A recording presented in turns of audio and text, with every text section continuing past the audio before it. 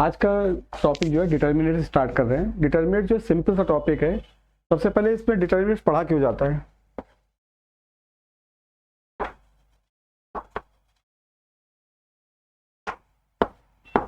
Determinants जैसे हम लोग क्या होता है, जैसे दो इक्वेशंस हैं हमारे पास, a1x plus b1y is equal to c1, a2x plus b2y is equal to c2। ये दो इक्वेशंस हैं। अब इन दोनों को साइमल्टेनियसली सॉल्व करना है। साइमल्टेनियसली सॉल्व करने के लिए क्या होता है, एक बार x का कोफिशिएंट इक्वल करते हैं, एक बार y का इक्वल करते हैं।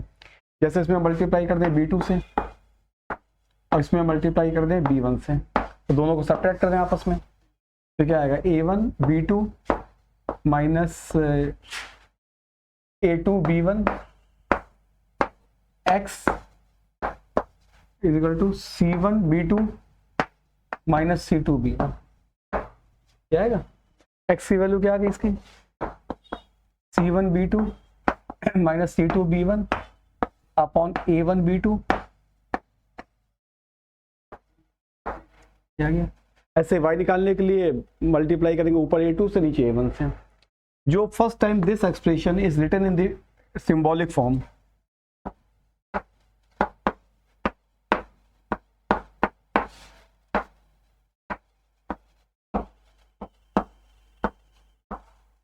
पहली बार इस सिंबल को एक सिंबॉलिक फॉर्म में लिखा गया। That symbolic form is called determinants. जरूरत क्या पड़ रही है इसकी कि जैसे दो इक्वेशन तो हमने आसानी सॉल्व कर ली, तीन आ जाएंगे तो फिर बड़ा हो जाएगा, चार में और बड़ा हो जाएगा, तो कोई ना कोई सिंबॉलिक जरूरत पड़ रही थी, इसलिए सिंबॉलिक फॉर्म में इस एक्सप्रेशन को लिखा गया। That is called determinants. ये डिटर्मिनेंट्स का ओरिजिन है, इसका कोई यूज नहीं होता थ्योरी में। क्या इसलिए बताया कि सब तुमसे कोई पूछे कि डिटर्मिनेंट्स पढ़ क्यों रहे हो, तो डिटर्मिनेंट्स पढ़ने का हमारे पास और भी बहुत सारे रीजन है। One of the reason is this. Note करना चाहो नोट कर लो, फिर आगे बढ़ते हैं। तो इसका क्वेश्चन पे कोई यूज नहीं है इसका।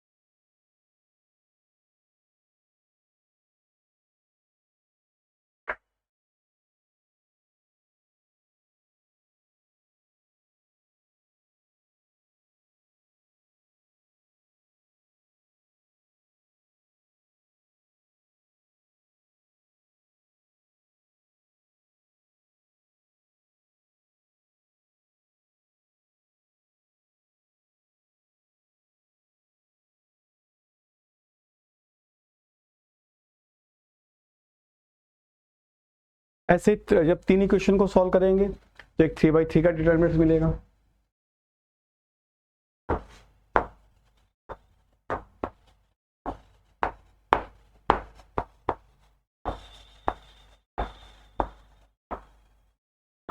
इसको कैसे लिखते हैं, a1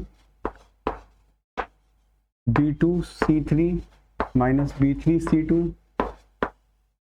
minus b1 a2 c3 minus a3 c2 plus c1 और a2 b3 माइनस a3। जब a1 वाला लाते हैं तो bc में चलता है, जब a2 वाला लाते हैं b1 वाला लाते हैं तो ac में चलता है, और जब c1 वाला आते हैं तो ab में चलता है। ये मतलब इसको याद करने का तरीका है। अब ऐसे सभी को मालूम, बहुत आसान सा होता है इसको याद करने का कॉन्सेप्ट, बहुत ज़्यादा मुश्किल नहीं है। इसके बाद माइनर ऑफ डिटर्मिनेंट, हर एक एलिमेंट का माइनर होता है। जैसे माइनर ऑफ a1 लिखेंगे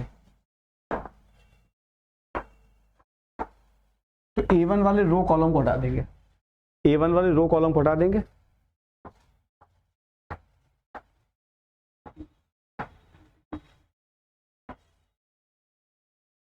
माइनर ऑफ ऐसे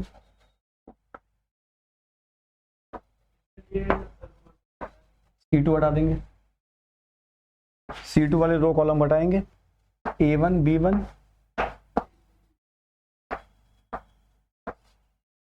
इसके बाद आता cofactors. Cofactor is equal to -1 to the power i plus j into minus. I का आई मतलब होता है i row number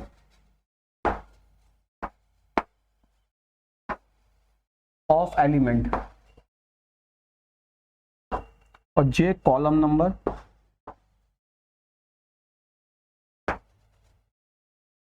row number column number.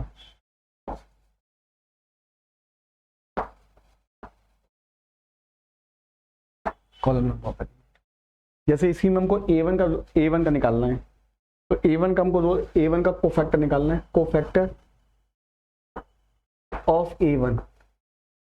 A1 किस रो में आ रहा है? फर्स्ट रो फर्स्ट कॉलम, तो -1 टू द पावर रो का नंबर 1 है और कॉलम का नंबर 1 है इंटू माइनस, तो ये तो प्लस हो जाएगा। और माइनर कितना था? B2C2 E3।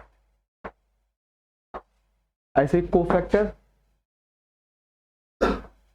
Of C2 -1 to the power C2 किसमें? सेकंड रो थर्ड कॉलम,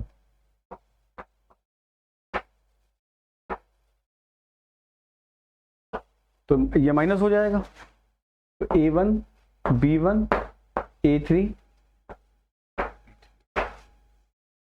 तो जो माइनर्स होते हैं वो विदाउट साइन होते हैं, ठीक है ना। अब इसको सॉल्व करने में जो साइन आएगा वो आएगा, मतलब हमेशा प्लस नहीं होता, जो भी ऐसा मान लो इसको सॉल्व करने में नेगेटिव है तो नेगेटिव हो जाएगा, लेकिन माइनर जो होता है विद साइन होता है। और जो हम लोग नॉर्मली डिटरमिनेंट में तुम लोग पढ़ा होगा पहले, तो डिटरमिनेंट में इस टाइप से साइन लगाए जाते हैं, plus minus plus alternate plus minus, ये कोफैक्टर के ही साइन होते हैं। इसका मतलब होता है यहाँ पे कोफैक्टर और माइनर का साइन, कोफैक्टर माइनर का साइन सेम होगा। अगर कोफैक्टर माइनर अगर माइनर -2 आया तो कोफैक्टर भी -2 होगा। यहाँ पे उस पे साइन में अपोजिट हो जाएगा, अगर माइनर 3 आया तो कोफैक्टर -3, अगर माइनर -3 तो कोफैक्टर +3, मतलब साइन का अंतर हो जाएगा। तो ये जो साइन लिखे जाते हैं कोफैक्टर के साइन लिखे जाते हैं। यहाँ माइनर कोफैक्टर सेम, यहाँ माइनर कोफैक्टर में नेगेटिव का अंतर, यहाँ minor cofactor same and so. ये आसान सी चीज है, लेकिन इसके ऊपर कुछ डिफिकल्ट क्वेश्चन कभी कभी बनाए गए, क्योंकि मैट्रिसेस में इसका बहुत यूज होता है।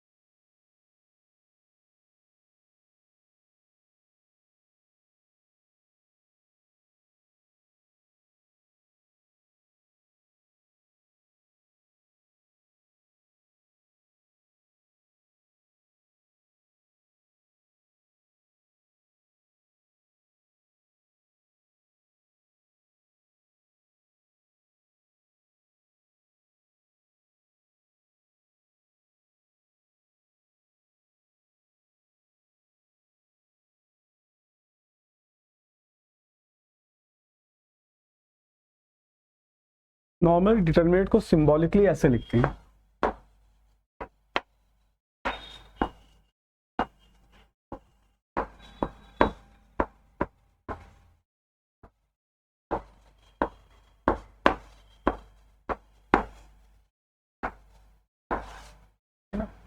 मतलब ये लिखा हमने पहले, जैसे थ्योरी स्टार्ट करते हो तो इस तरीके से बता देते हैं। अब इसका मतलब होता है first row first row first row, first column second column third column, second row second row second row, first column third second column third column. तो इस टाइप से नॉर्मली डिटरमिनेंट्स को रिप्रेजेंट किया जाता है। बाकी तुम इससे ऐसे लिखो या ऐसे लिखो, इसमें अंतर पड़ता नहीं, ऑब्जेक्टिव पेपर है। सब्जेक्टिव में भी लिखोगे इस तरीके से कोई अंतर नहीं पड़ता, लेकिन जैसे नॉर्मली बुक्स वगैरह हम देखोगे तो इस फॉर्म में लिखा मिलेगा डिटरमिनेंट्स। एक प्रॉपर्टी नोट करो,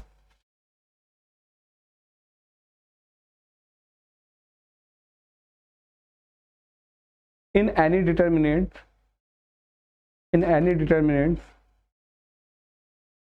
the product of elements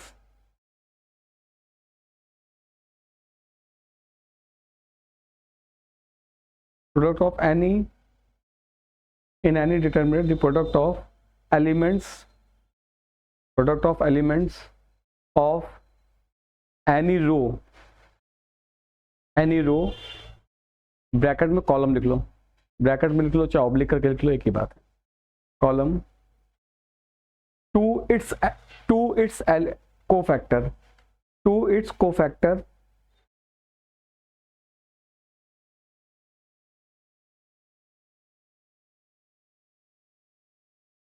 is always equal to value of determinant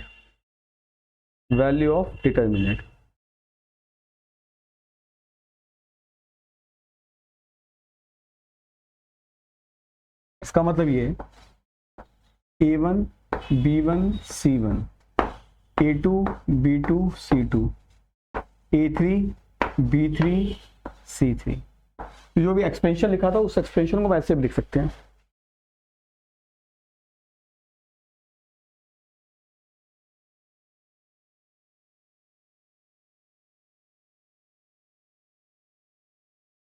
पहला A1 एलिमेंट लिया, इसका कोफैक्टर, B1 एलिमेंट लिया, इसका कोफैक्टर, फिर C1 एलिमेंट लिया, इसका cofactor. A1 is a cofactor of A1, B1 is a cofactor of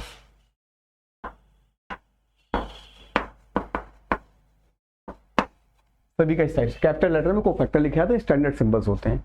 हम second row में भी जा सकते हैं, A2 प्लस B2, थर्ड में भी जा सकते हैं A3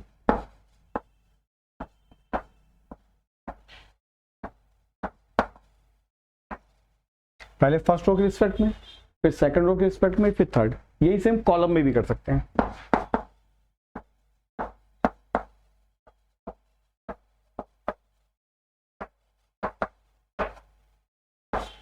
सेकंड कॉलम में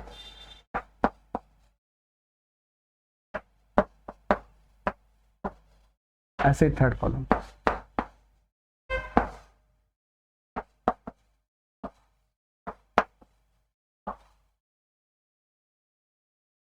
ठीक ना, किसी भी रो किसी कॉलम के एलिमेंट, उसके एलिमेंट को करस्पॉन्डिंग कोफैक्टर से मल्टीप्लाई करोगे, वैल्यू ऑफ डिटरमिनेंट्स आगे। ध्यान रखना यहाँ माइनस प्लस मत लगा देना, कभी कभी तुम लोग कंफ्यूजन में माइनस लगा देते हो, यहाँ माइनस कर देते हो। कोफैक्टर वाले साइन, कोफैक्टर तो ऑलरेडी लिखा हुआ है तो साइन के साथ तो अपने आप ही आएगा। अगर माइनर भी लिखते हैं हम तो हमको साइन लगाने पड़ते हैं, तो ध्यान रखना कि साइन मत लगा देना।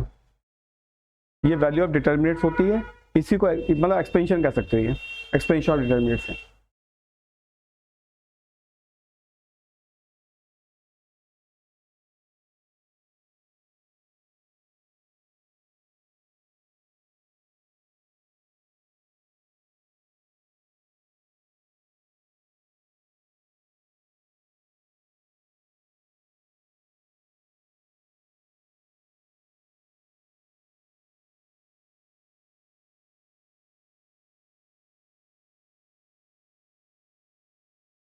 ना इसके ऊपर बहुत छोटे छोटे क्वेश्चन पूछेगा एग्जामिनेशन में। एग्जामिनेशन में क्वेश्चन आएंगे, हमारी जो मैट्रिक्स सीट है उसमें क्वेश्चन है इसका।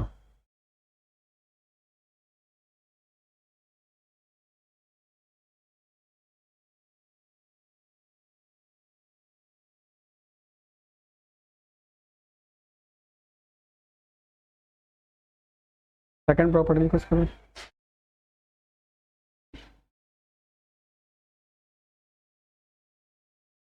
सम ऑफ प्रोडक्ट, इसको लिख लेना पहले, प्रॉपर्टी लिख लो, sum of product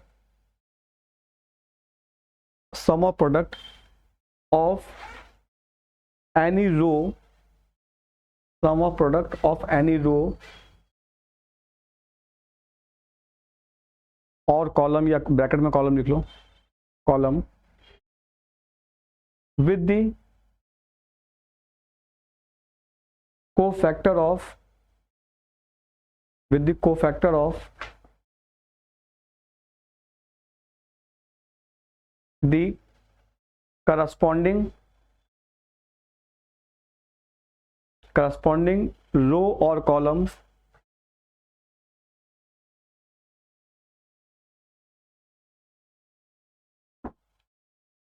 of some other, row or column of some other, then value become 0,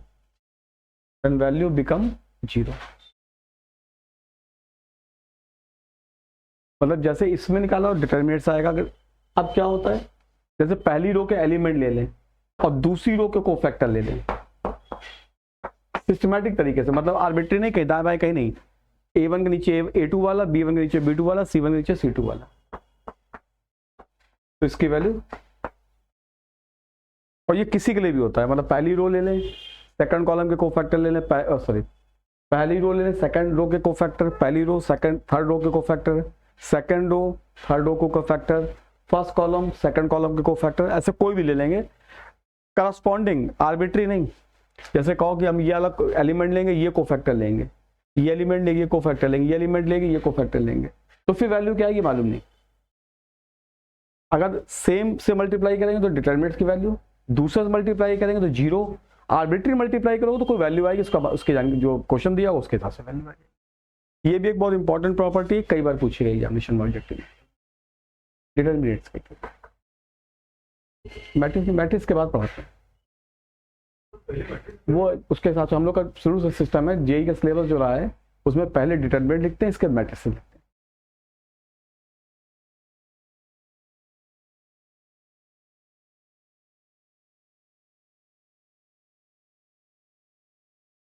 ध्यान रखना है, बहुत इंपॉर्टेंट प्रॉपर्टी, छोटे क्वेश्चंस में आई हुई है कहीं थी। जेई मेंस वगैरह में तो इतने आसान क्वेश्चन नहीं होते, लेकिन एमसीए वगैरह एनडीए वगैरह में पूछे जाते हैं क्वेश्चन कहीं थे। जेई में भी पूछा गया बहुत पुराने समय में, अब इतने कॉमन क्वेश्चन हो गए, सभी बुक्स में भी आ गए हैं, पहले सब बुक्स में प्रॉपर्टी नहीं थी इसलिए पूछी जाती नहीं कहीं थी। नेक्स्ट प्रॉपर्टी,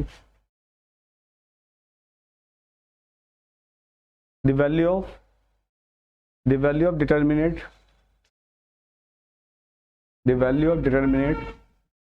remain unchanged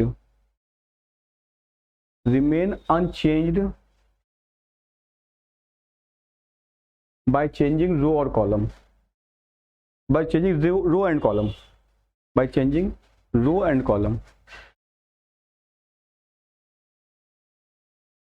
मतलब जैसे लिखा हुआ है, इसमें रो को कॉलम बना लो, कॉलम को रो बना लो।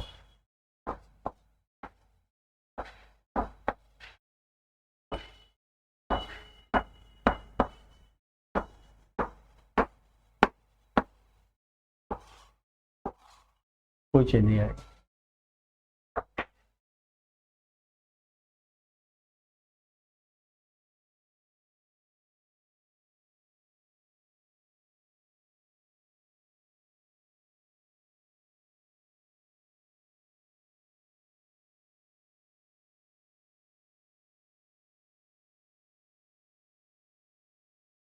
Next property, in any determinants,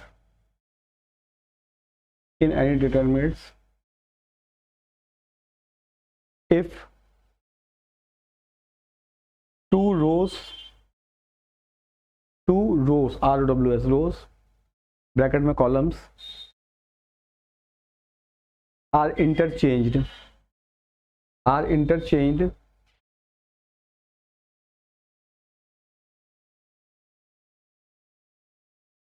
then value of determinant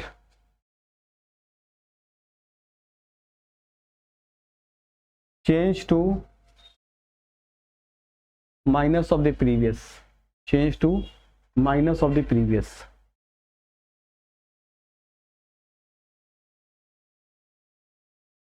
अब ऐसे ये वाला डिटरमिनेंट लिखा, चाहे वो लिख लो, कोई एक ही बात है। इनमें दो दो चेंज करोगे आपस में तो माइनस बाहर आ जाएगा।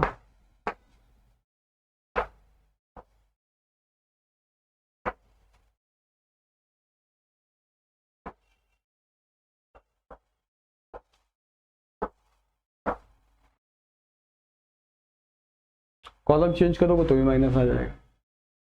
जैसे इसी में मान लो कॉलम चेंज, इसमें इसी में चेंज करते हैं, चेंज उसमें भी कर सकते हैं, लेकिन कंफ्यूजन तुम लोग को होगा। माइनस, दो कॉलम चेंज कर दिए, B1 B2 B3 A1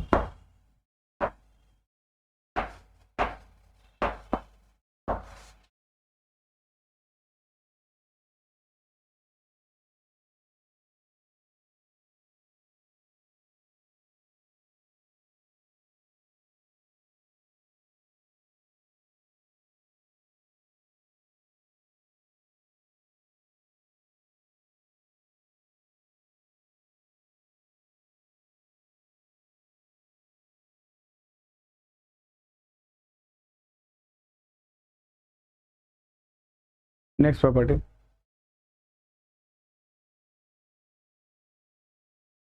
the value of determinant,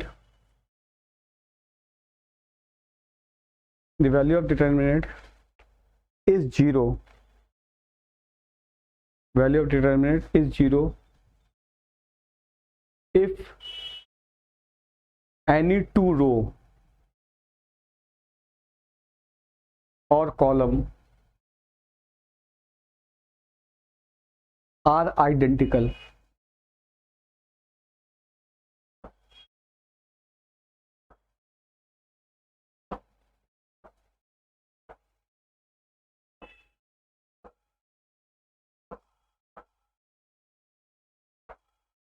इसकी zero value,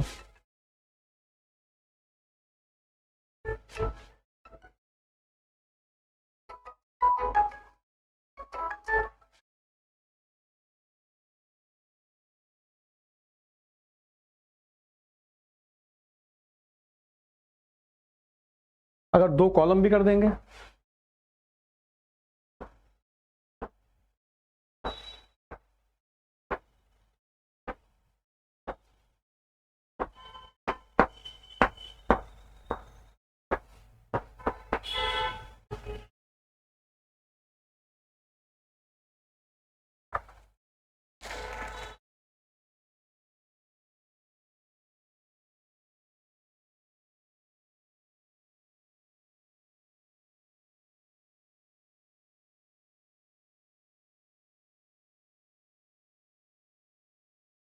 next property, the value of determinant is 0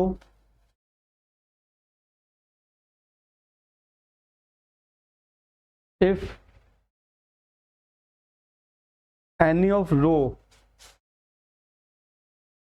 or column are 0.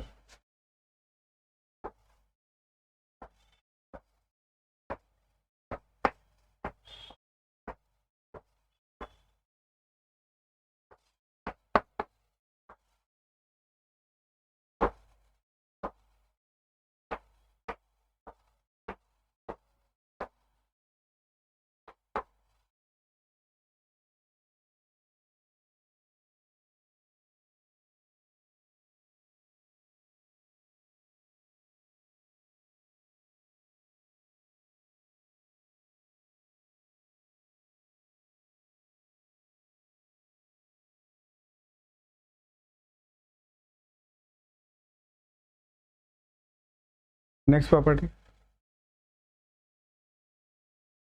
if in any determinants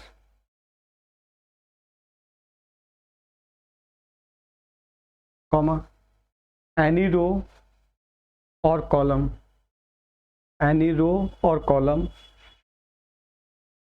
is multiplied by some constant, multiplied by some constant, then determinant is multiplied by that constant. determinant is multiplied by that constant.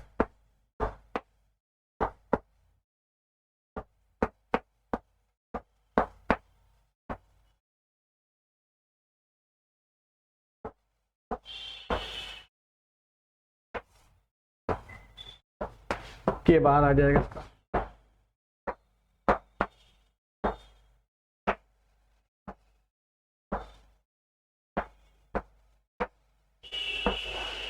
ये किसी भी रो या किसी भी column में multiply कर सकते हैं, लेकिन केवल एक में। मैट्रिसेस से प्रॉपर्टी इसको अलग करती है। मैट्रिसेस में क्या होता है कि बाहर के मल्टीप्लाई सब में मल्टीप्लाई होता है, तो इसलिए ये प्रॉपर्टी डिटरमिनेंट्स में इसलिए इंपॉर्टेंट हो जाती है कि मैट्रिसेस से डिफर करती है। मैट्रिसेस दोबारा लिखवाएंगे, लेकिन मैट्रिसेस डिफर हम कॉलम में भी कर सकते हैं। जैसे हमको इस कॉलम में जरूरत है, इस कॉलम में के मल्टीप्लाई कर दो, के बाहर आ जाएगा। पर जहां पे क्वेश्चन के हिसाब से जहां जरूरत होती है उससे उसी में मल्टीप्लाई कर देते हैं। नेक्स्ट प्रॉपर्टी,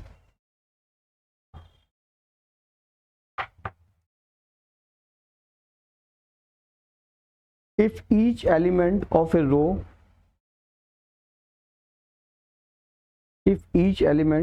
row ब्रैकेट में column of determinants is multiplied by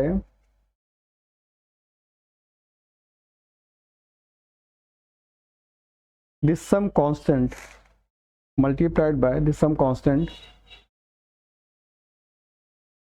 and then added to the corresponding elements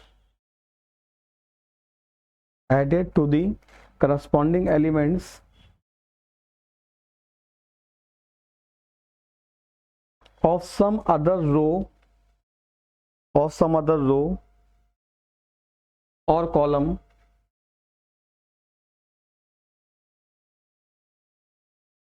the value of determinant remain unchanged.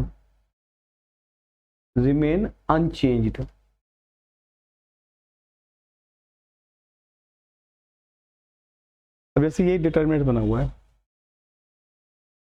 अब इस डिटरमिनेंट में किसी भी एक रो या किसी भी एक कॉलम में, जैसे मान लो इसमें कर दें, पहली वाली रो में के से मल्टीप्लाई करके थर्ड में जोड़ दें, तो क्या हो जाएगा A1 B1 C1, A2 B2 C2 और A3 प्लस के A1, B3 प्लस के B1 और C3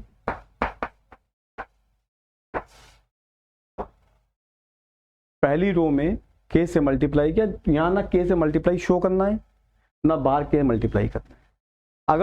अगर जैसे ये तो प्रॉपर्टी से बता दिया, अगर बाय द वे तुम रियल में करना चाहो सब चीजें, तो जैसे पहली रो में के से मल्टीप्लाई करेंगे,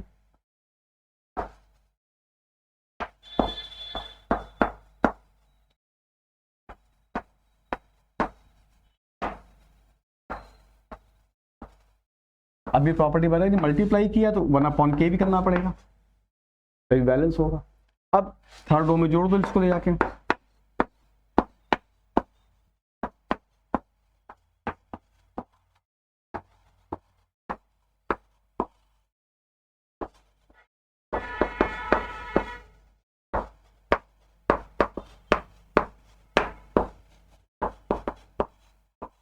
मल्टीप्लाई हो गया।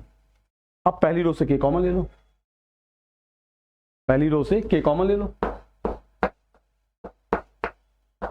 हो गया A1 B1 C1 A2 B2 C2 और A3 प्लस के A1 B3 प्लस के B1 और C3।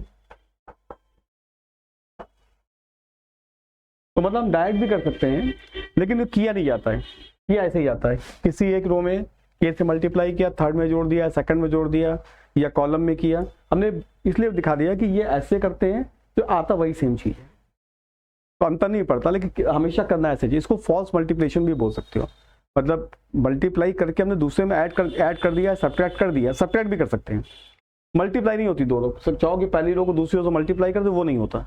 ऐड या सब्ट्रैक्ट कर सकते हैं किसी भी कांस्टेंट से मल्टीप्लाई करके। दो ऐड भी कर सकते हैं, ऐड करने का मतलब है कि हमने 1 से मल्टीप्लाई करके इसको ऐड कर दिया। तो दो या दो कॉलम में इस तरीके के ऑपरेशन हो सकते हैं, लेकिन हम ये भी कर सकते हैं, लेकिन इसमें भी कोई वो गलती नहीं है, लेकिन समय वेस्ट होगा इसमें, इवन सब्जेक्टिव में भी वेस्ट होगा, ऑब्जेक्टिव में भी वेस्ट होगा।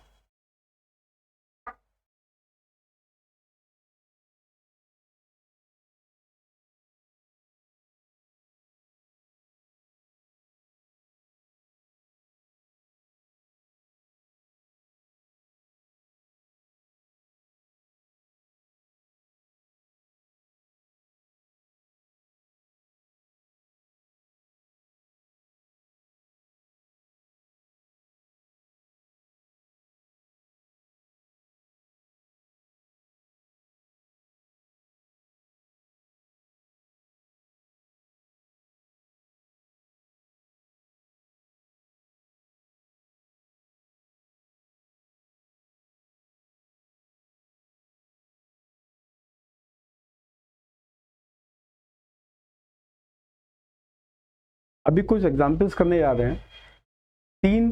तीन या चार प्रॉपर्टी बाकी रह गई हैं। एक प्रॉपर्टी रहेगी मल्टीप्लिकेशन ऑफ द डिटर्मिनेंट्स, दूसरी रहेगी कोफैक्टर डिटर्मिनेंट्स की वैल्यू क्या होती है, तीसरी डिफरेंशिएशन ऑफ डिटर्मिनेंट, और एक प्रॉपर्टी कोई और रहेगी। तीन या चार प्रॉपर्टी रह गई हैं, उनको नेक्स्ट क्लास में करेंगे। अभी एग्जाम्पल कर रहे हैं। पहले चलो जितने भी क्वेश्चंस होते हैं, जितने भी प्रॉपर्टी लिखाई है, मैक्सिमम नंबर ऑफ क्वेश्चन इन्हीं के ऊपर होते हैं। जो प्रोडक्ट और डिटर्मिनेंट में कुछ क्वेश्चंस हैं, डिफरेंशिएशन के एक दो ही क्वेश्चंस है, डिफरेंशिएशन और डिटर्मिनेंट्स के, कोफैक्टर के भी एक ही दो क्वेश्चंस होते हैं। तो मैक्सिमम नंबर ऑफ क्वेश्चन जो होते हैं इन्हीं प्रॉपर्टी के ऊपर बेस्ड होते हैं। एक हम थोड़ा डिफिकल्ट क्वेश्चन से स्टार्ट, डिफिकल्ट मतलब बड़े क्वेश्चन से स्टार्ट कर रहे हैं, जिसमें प्रॉपर्टीज को हमको बताना आसान होगा। इसके बाद फिर इजी क्वेश्चन करेंगे।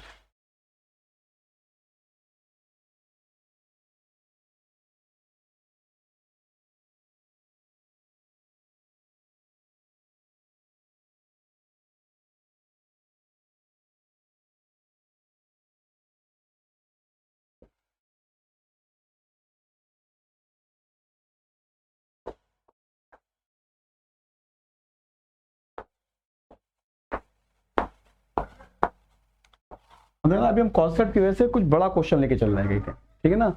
बहुत सारे इजी क्वेश्चन भी होते हैं, अभी इजी क्वेश्चन भी करेंगे। एक हम थोड़ा बड़ा ले रहे हैं, डिफिकल्ट नहीं ले रहे, बड़ा ले रहे हैं कि इसमें करना क्या होता है। अगर डिटर्मिनेंट सॉल्व करने का तरीका ये होता है, बाकी हमको बहुत सारी प्रॉपर्टी है कि हम R1 R2 को जोड़ दें, दो रो आइडेंटिकल हो जाएंगे तो 0 हो जाएगा, या बहुत सारी चीजें वैसे अपने हिसाब से इस्तेमाल करते रहेंगे हम लोग। लेकिन बेसिक कॉन्सेप्ट क्या होता है कि अगर किसी डिटर्मिनेंट में 3 0 मिल रहे हैं, 3 1 मिल रहे हैं, तो उससे 2 0 बनाए जाते हैं। किसी भी रो या किसी भी कॉलम में, एक कॉलम में, केवल एक कॉलम में या एक रो में 2 0 बनाने की कोशिश की जाती है। अगर 1 नहीं मिल रहा तो भी 2 0 बनाने की कोशिश की जाती है। वो फिर कैसे मल्टीप्लाई करना है, क्या डिवाइड करना है, इसके हिसाब से। अब ऐसे इसमें 3 1 हमको मिल गए, तो जहां 3 1 मिल जाते हैं वहां बहुत आसानी से 2 0 बन जाते हैं। तो अब जैसे इसमें अब लिखने का तरीका भी ऐसा होता है, R2 is equal to R2 minus R1। जो चीज यहां लिखी जाती है उसमें ऑपरेट होता है। अब एक चीज का और ध्यान रखना है, गलतियां तुम लोग अक्सर कर जाते हो, जिससे माइनस का डिफरेंस आता है। अगर R2 यहाँ लिखा है तो यहाँ पे R2 ही रहेगा, R1 माइनस R2 नहीं हो सकता। गलतियां, ये कॉमन गलती है जो करते आए हो बराबर। जैसे यहाँ लिखा R2 और लिख दिया तुम लोगों ने R2 is equal to R1 minus R2, minus का डिफरेंस मिल जाएगा। इसलिए ये नहीं करना, R2 यहाँ लिखा है तो यहाँ पे R2 रहेगा। दूसरी चीज, अगर R2 ये लिखा हुआ है तो इसमें कुछ मल्टीप्लाई नहीं हो सकता। अगर इसमें जैसे हमने वहां कहा था k टाइम मल्टीप्लाई करके घटा दो, तो ये नहीं कर सकते k R2 minus R1, R2 minus k R1 कर सकते हैं, लेकिन k R2 माइनस R1 नहीं कर सकते। k R2 माइनस R1 कर सकते हैं, पहले k से मल्टीप्लाई करो, बार k डिवाइड कर लो, फिर कर लो ऑपरेट कहीं पे, फिर जो भी होगा उसके आगे क्वेश्चन होगा। मतलब इसमें इसको बिल्कुल सेम रखना पड़ता है।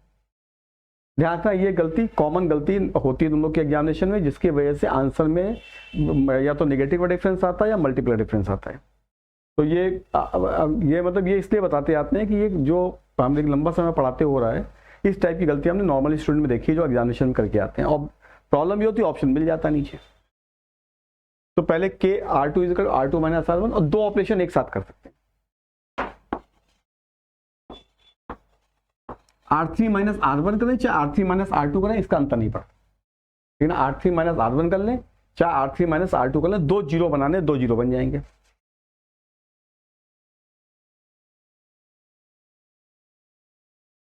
एक चीज बता ध्यान कर दे, अगर 3/3 का डिटर्मिनेंट्स हो तो एक साथ 3 ऑपरेशन नहीं होंगे, एक कम रहेगा।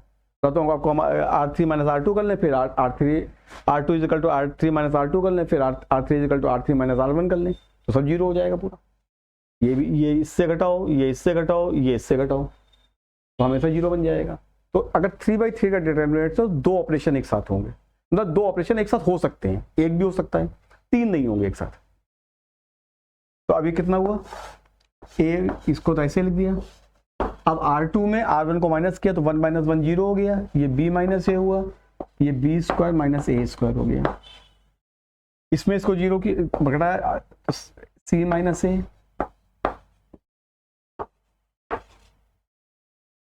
ठीक है। ध्यान रखना ये हमारे पास फ्लेक्सिबिलिटी है, फ्लेक्सिबिलिटी ये कि हम R3 में R2 को भी माइनस कर सकते थे, इसके ऊपर कोई प्रतिबंध नहीं है। अब एक स्टेप हम छोड़ रहे हैं, वो सबके समझ में आ जाएगा, बहुत कॉमन स्टेप है। अभी हमने बताया था किसी भी रो या किसी भी कॉलम से एक एलिमेंट कॉमन ले सकते हैं, तो B माइनस ए इसमें भी है, B minus a into B plus ए हो जाएगा, और यहाँ जीरो है तो उसको भी B माइनस ए मान सकते हो, zero into B minus A. ये C माइनस ए, ये C minus a C plus ए, तो सेकंड रो से B माइनस ए और थर्ड रो से C माइनस ए कॉमन ले रहे हैं, लिखा ऐसे जाता है। बाकी B माइनस ए मतलब B माइनस ए से R2 को डिवाइड किया, R3 को डिवाइड किया,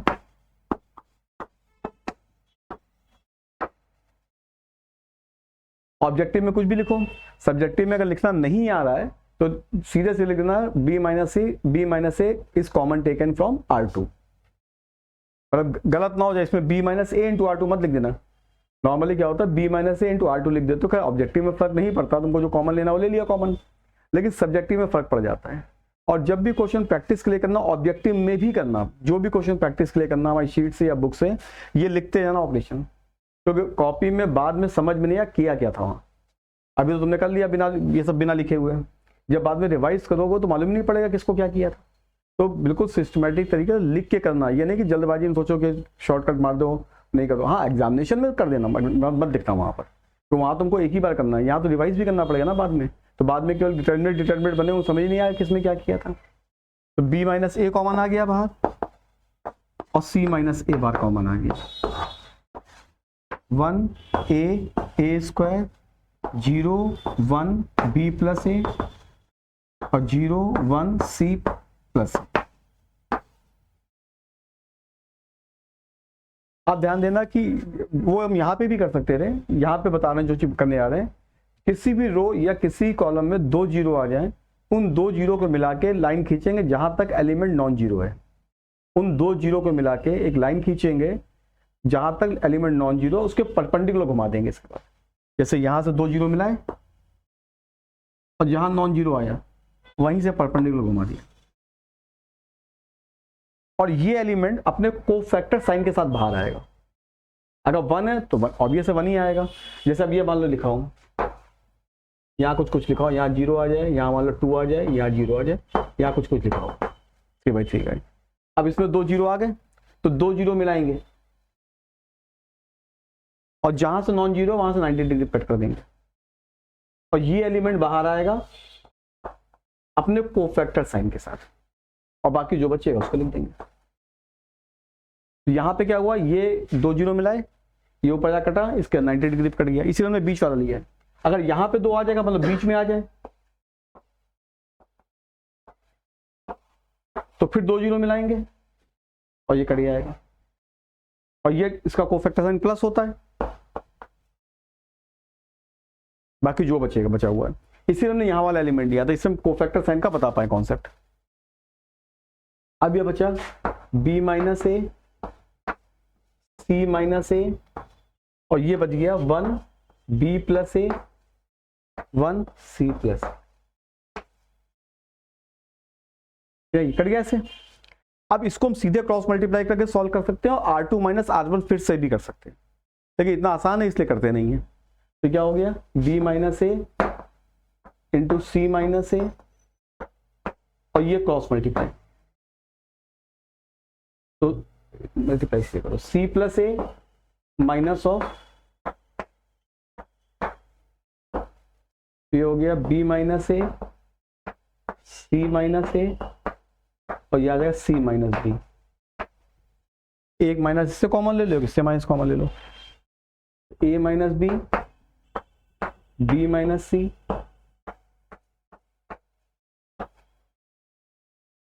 और इसका आंसर भी याद रखना। ये डिटरमिनेंट्स मान के चलो फॉर्मूले की तरह काम करता है।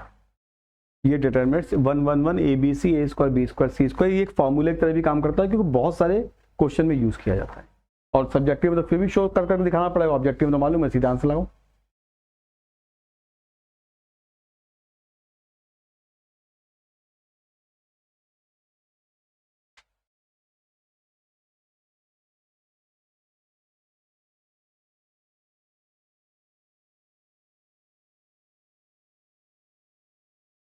इसका एक क्वेश्चन और लिखना, वो करना जब तक तुम लोग कहोगे, जिसका नहीं वो अपना नोट करो।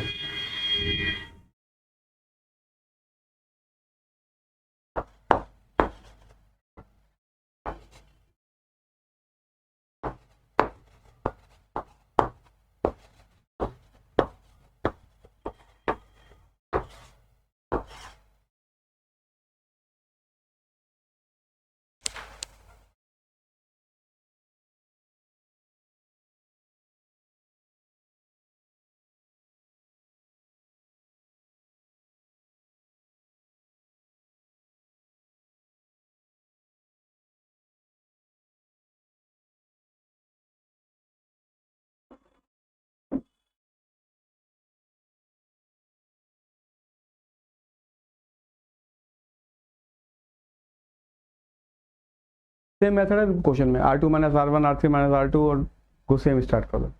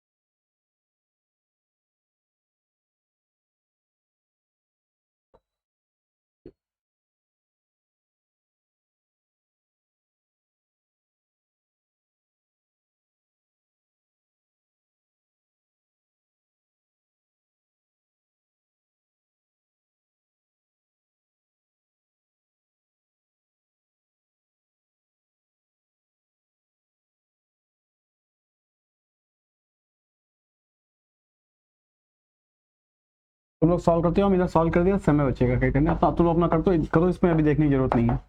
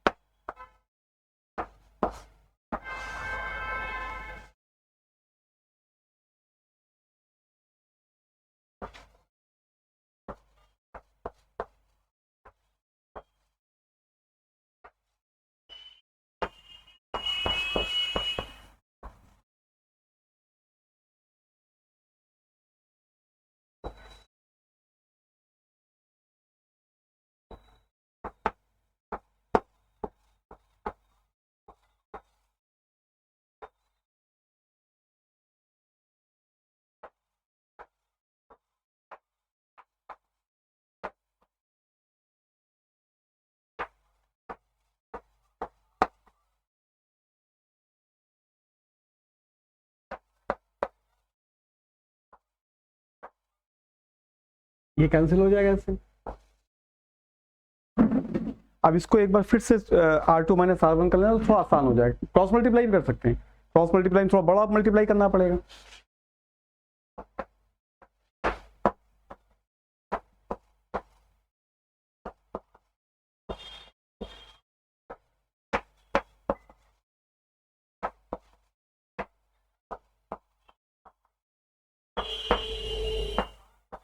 इसके वाले पहले वाले क्वेश्चन में क्रॉस मल्टीप्लाई के लिए आसान था, ये थोड़ा डिफिकल्ट है, तो इसको एक बार एक ऑपरेशन और कर लो। अब ये R1 R2 हो गया, R2 is equal to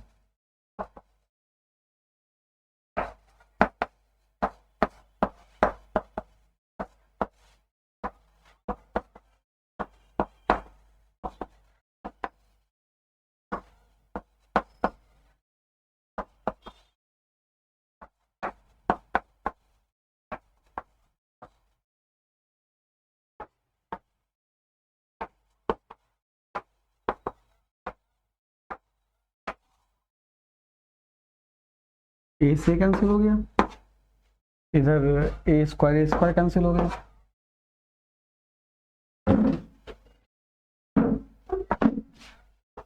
C minus A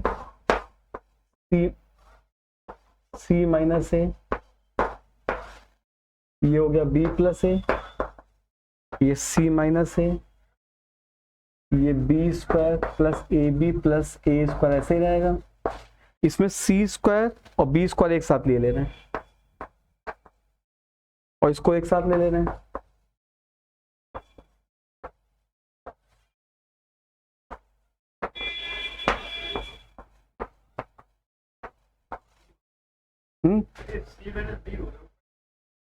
C minus b, b plus ए, ये सी माइनस बी, और ये B square plus A B plus A square, ये होगा c minus b, c plus b, और इसमें से ए कॉमन ले लिया, सी माइनस बी। ये स्टेप यही से तुम लोग गाइड कर सकते थे, हमने इसलिए बढ़ा कर स्टेप लिखे थे, इसमें कंफ्यूजन ना हो गई। अब सेकंड रो से सी माइनस बी कॉमन ले रहे हैं, तो सी माइनस बी इससे कॉमन जाएगा, सी माइनस बी इससे कॉमन जाएगा, इसमें सी माइनस बी है ना दोनों में, मतलब एक स्टेप बढ़ा नहीं रहे आगे। तो B minus A, C minus A, C minus B, ये हो गया बी प्लस ए, ये B square plus A B plus A square, और ये 1 हो जाएगा, और ये क्या बचेगा, यहां से सी प्लस बी बचेगा और यहां से ए बचेगा। अब क्रॉस, अब इसमें से एक इससे माइनस कॉमन ले लो, इससे माइनस कॉमन ले लो, a minus b, b minus c, c minus a, cross multiply b plus a, c plus B plus a, minus of b square plus A B plus A square. ये calculate कर लेना, हमें मालूम है a B plus b c plus c a आता है। ये हो गया a minus b, b minus c, c minus a, और ये आ जाएगा a B plus b c plus c.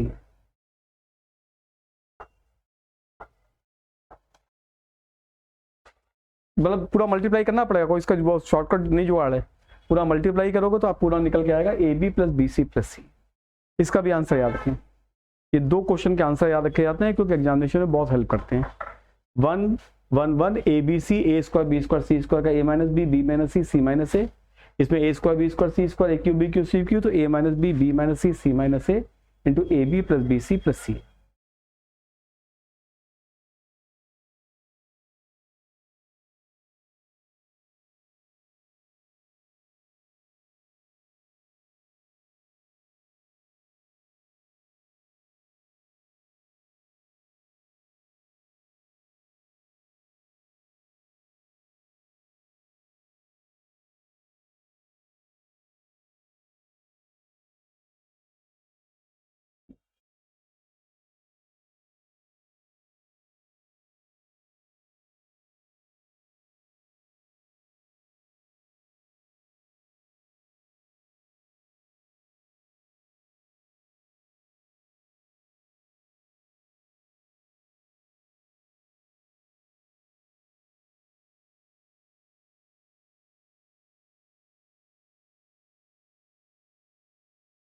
इसको करो।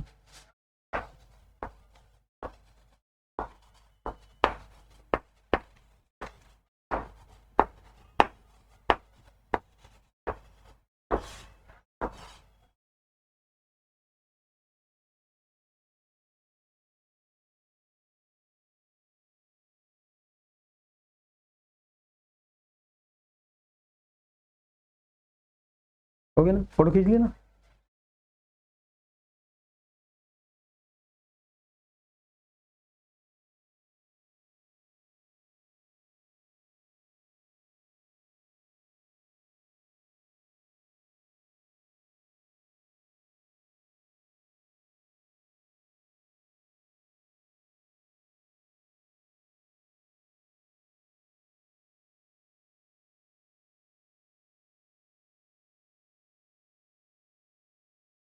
अब इसका आंसर आ गया X Y Z into X minus Y minus Z Z minus X, क्योंकि पहले वाली रो से, पहले वाले कॉलम से एक्स, दूसरे वाले कॉलम से वाई, तीसरे वाले कॉलम से जेड, और वो याद करने के लिए जो क्वेश्चन का था वही बन गया। C1 is equal to 1 upon X C1, C2 is equal to 1 upon Y C2,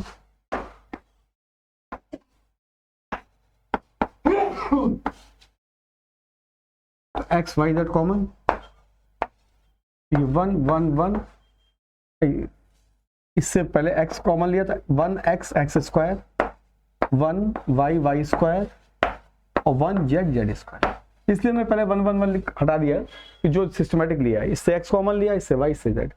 अब रो कॉलम चेंज करने में डिटरमिनेंट बनता पड़ता नहीं है, तो अगर रो कॉल, पहले बात तो जरूरत ही नहीं करने की, लेकिन अगर करना चाहो तो रो कॉलम चेंज कर लो। 1 1 1 x y z,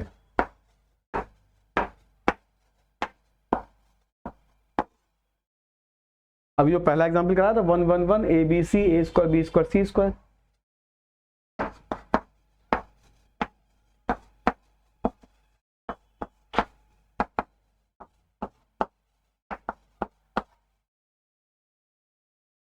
अब कुछ वो क्वेश्चन करवाना है, मतलब ये तो हमने एक बेसिक कॉन्सेप्ट जो था उसके ऊपर करवाए हैं, बाकी आप क्वेश्चन करवाएं जिसमें R1 R2 जोड़ने पे आइडेंटिकल हो जाती हैं, या किसी रो को, तीनों रो को जोड़ने पे आइडेंटिकल हो रही, वो अब करवाने जा रहे हैं क्वेश्चन। ये मतलब बेस क्वेश्चन से कही थे।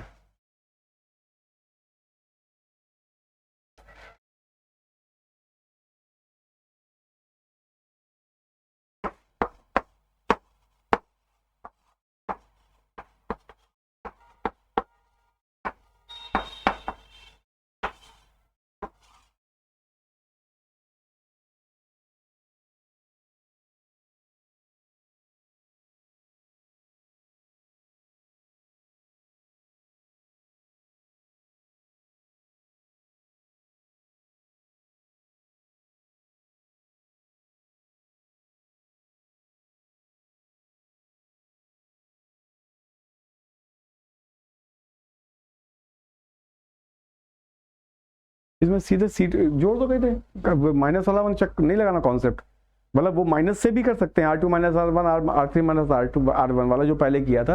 हमने कहा ना अब वो क्वेश्चन करवाना है जो जोड़ने घटाने से हो जाते हैं। अब इसमें C2 में C3 को जोड़ दो,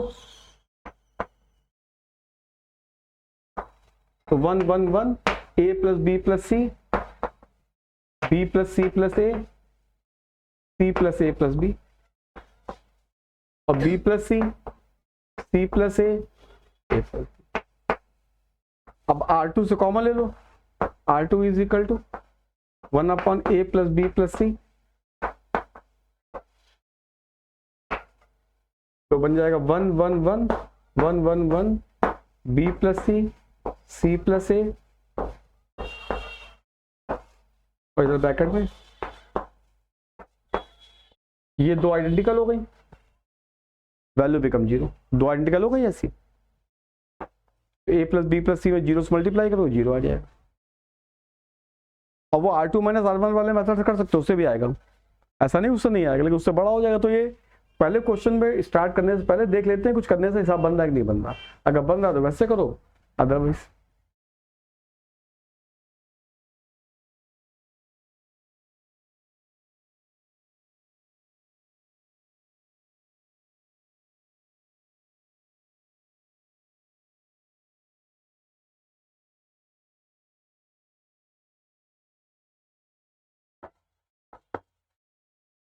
P माइनस सी,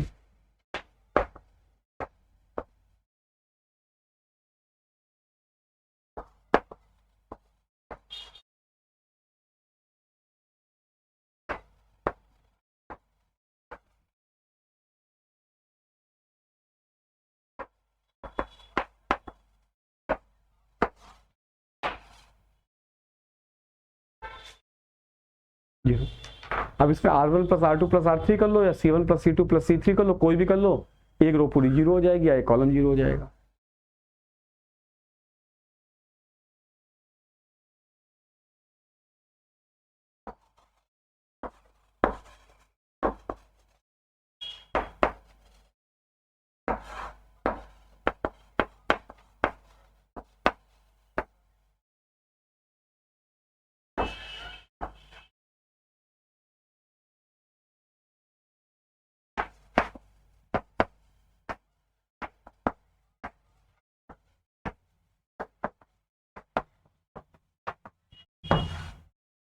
बाकी नीचे कुछ भी लिख लो, ऊपर जीरो हो गया पूरा, तो अगर एक रो जीरो हो जाएगी तो पूरा जीरो हो जाएगा।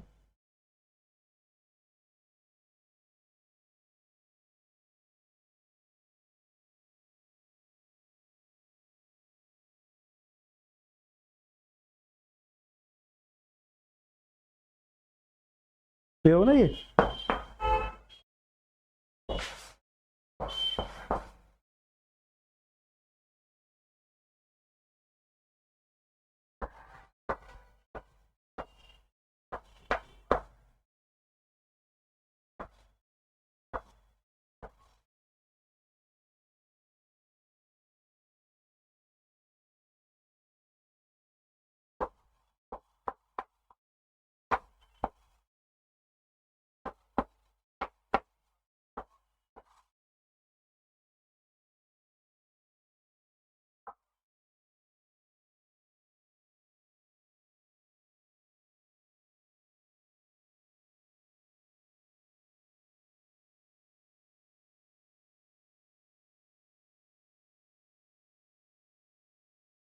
या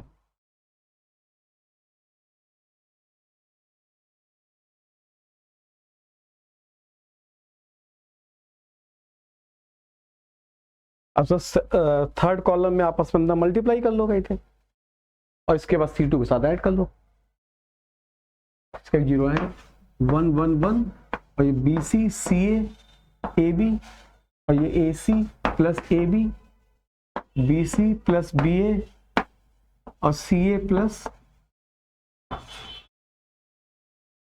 अब C2 में ऐड कर दो इसको ले आके, जैसे पहले किया था, C2 plus C3, AB BC CA बन जाएगा।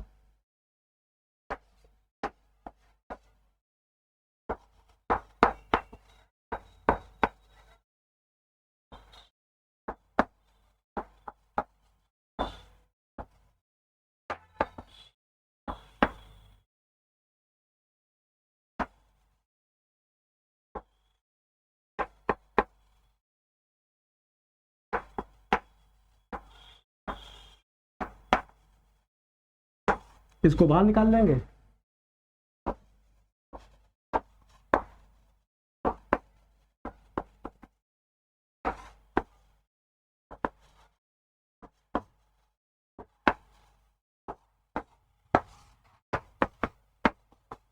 यहाँ कुछ भी लिख दो, दो identical.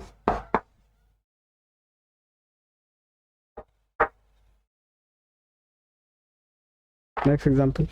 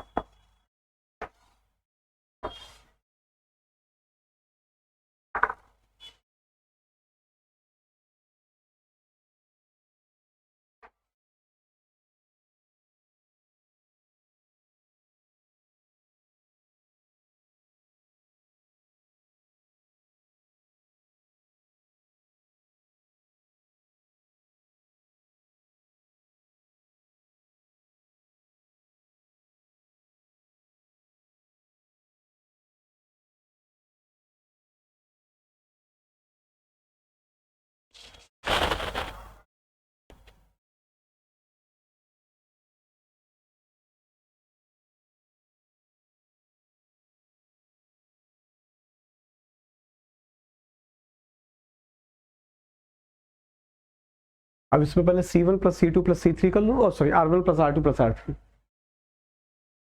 R1 is equal to R1 plus R2 plus R3,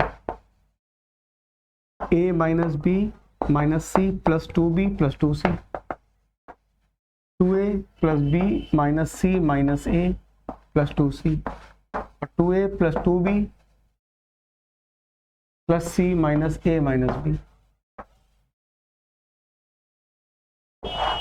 तो 2B 2C, B minus C minus A 2C, 2B C minus A minus B।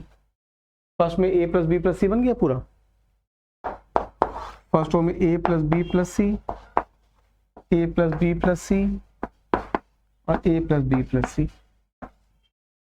ये हो गया 2B 2C, B minus C minus A 2C 2B। Basically क्या होता है, हमको किसी एक रो या किसी एक कॉलम में 3 वन बनाने होते हैं डिटरमिनेंट को सॉल्व करने के लिए। अब इसमें से R1 में से कॉमन ले लो,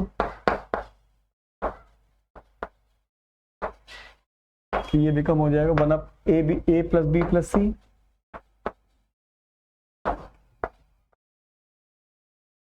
और ये हो गया 1 1 1 2B B minus C minus A 2C 2C 2B और C minus A minus B। हाँ, A plus B plus C का होल क्यूब में प्लस में आएगा। अब इसमें 3 वन आ गए, 3 वन से 2 जीरो, 3 वन जैसे ही मिलते हैं 2 जीरो बन जाते हैं इसके बाद। C2 is equal to C2 minus C1 और C3 is equal to C3 minus C1। यहाँ पे ध्यान रखना C3 माइनस C1 करना है, C3 माइनस C2 भी कर सकते हैं, मना नहीं है इसके ऊपर। A plus B plus C बाहर कॉमन है, ये 1 2B 2C ये 0 हो जाएगा, ये क्या हो जाएगा लिखे दे रहे हैं B minus C minus A minus 2B ये 0, ये हो गया 0 0 और ये C minus A minus B minus 2C। अब यहां से कट कर दो इसको ऐसे, ये 2 जीरो बन रहे, 2 जीरो मिलाए और 1 से क्रॉस हो गया। ऐसे भी क्रॉस कर सकते थे, ये भी कर सकते थे, कोई भी कर सकते थे, मतलब यहां भी 2 जीरो, इन 2 जीरो को मिला के क्रॉस करके, लेकिन ये एलिमेंट बाहर लाना पड़ता। यहां पे क्रॉस करते तो ये एलिमेंट बाहर लाना पड़ता। अब ये कितना हो गया A plus B plus C, ये हो गया minus B minus C minus A,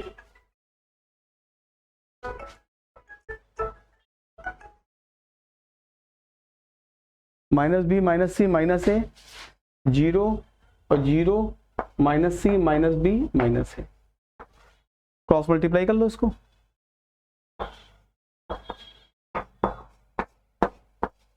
A plus B plus C, दोनों का माइनस कॉमन ले लिए,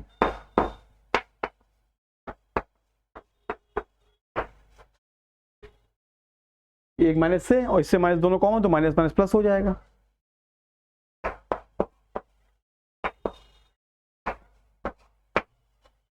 A plus B plus C का होल क्यूब, इसका option A plus B plus C का होल क्यूब भी लिख के आया था, और एक बार लिख के आया था एक क्यूबिक नंबर, मतलब ऑप्शन में लिखा था एक क्यूबिक नंबर, ए स्क्वायर नंबर, ए फोर्थ ऑर्डर नंबर, ऐसे करके ऑप्शन लिखा हुआ था। तो अगर कभी आ जाए कि एक क्यूबिक नंबर, तो एक क्यूबिक नंबर है ये।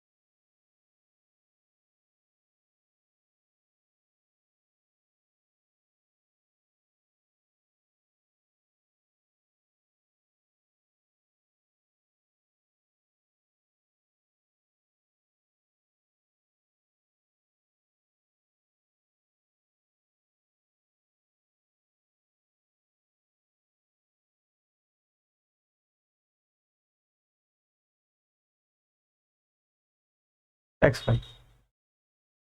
सिंपल भाई R2 minus R1, R3 minus R2 कर दो, 3 1 है।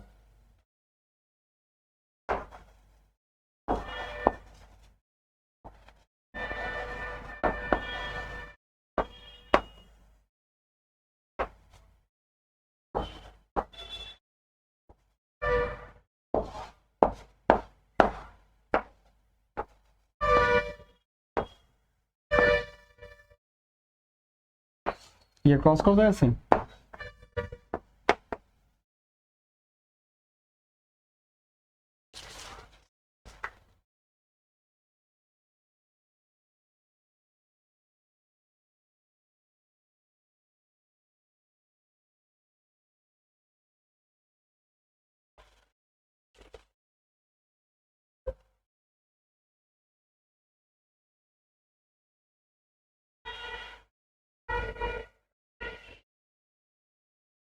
Next example.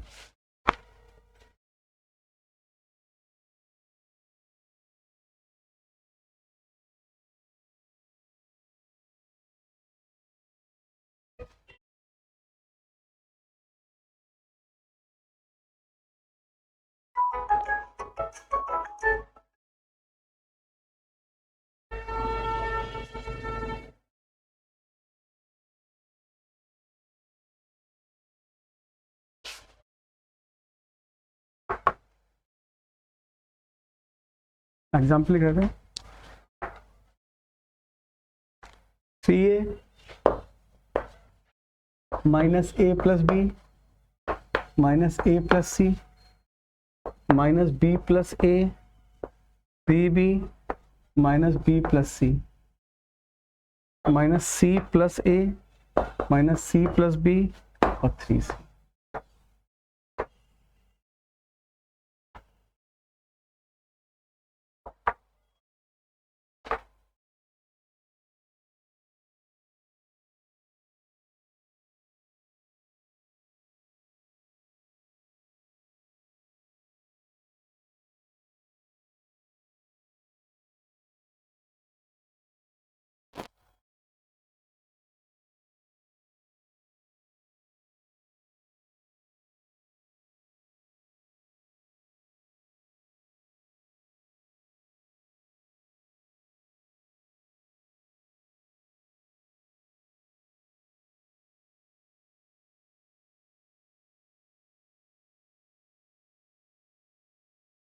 C1 plus C2 plus C3 कर दो, आगे काम बन जाएगा।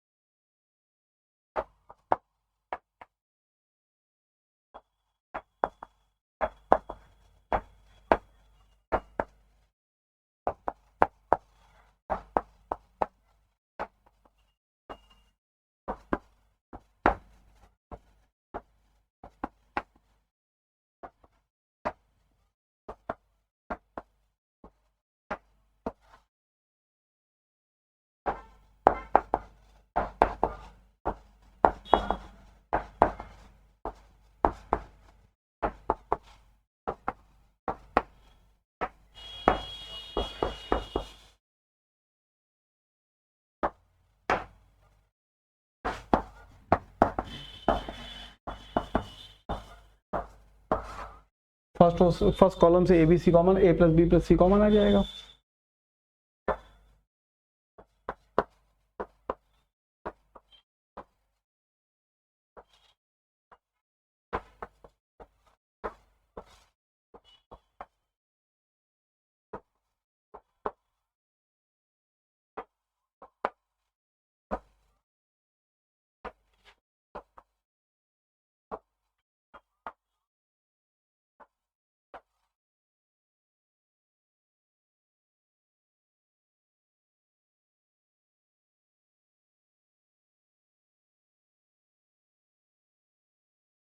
अब 3 जीरो पर 2 आ गया, बना लो R2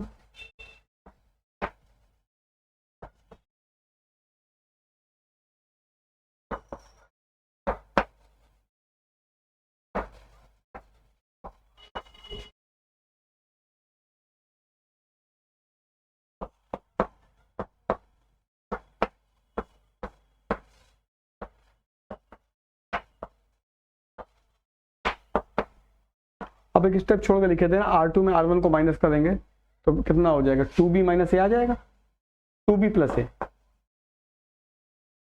और इसको माइनस करेंगे तो कितना आएगा, सी सी कट जाएगा, a माइनस बी, ये 0 हो गया, इसको b कट जाएगा इसमें, a माइनस सी, और ये इसमें से c कट जाएगा तो 2c प्लस ए, ये क्रॉस हो गया, क्रॉस मल्टीप्लाई कर लो इसको,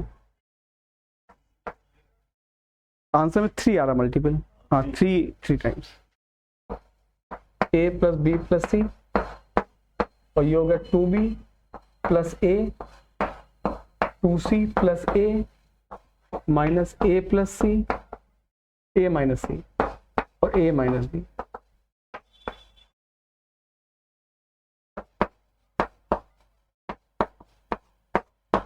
ये आ गया 4bc plus 2ac plus 2ab plus A square minus a square plus ac plus ab minus bc।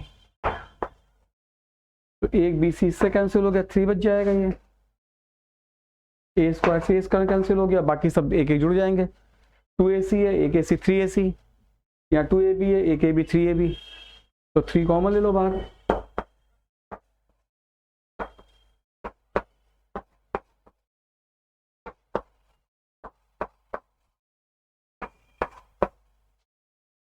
तो 3 times of a plus B plus c, a B plus b c plus c है।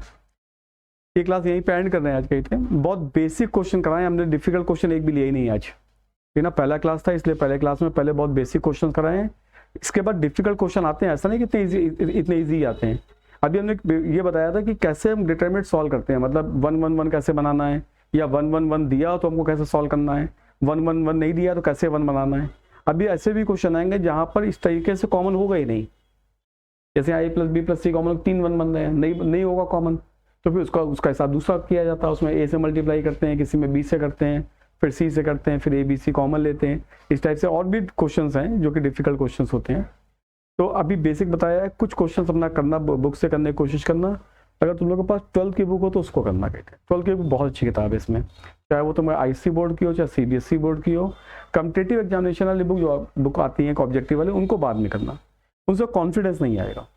होता है क्या, उसमें question सब ऐसे दिए तो जो एग्जामिनेशन में कोई IIT में आया, कोई MCA में आया, कोई NDA में, तो सब डिफिकल्ट क्वेश्चन अधिकतर में IIT मेंस के लगे होते हैं, और क्वेश्चन मुश्किल होते हैं तो पहले ही कॉन्फिडेंस खत्म हो जाएगा कहीं पे। तो पहले कुछ क्वेश्चन करना, ऐसा करना 12th की बुक से करना क्वेश्चन कहीं पे, तो 12th की बुक से कॉन्फिडेंस आता है।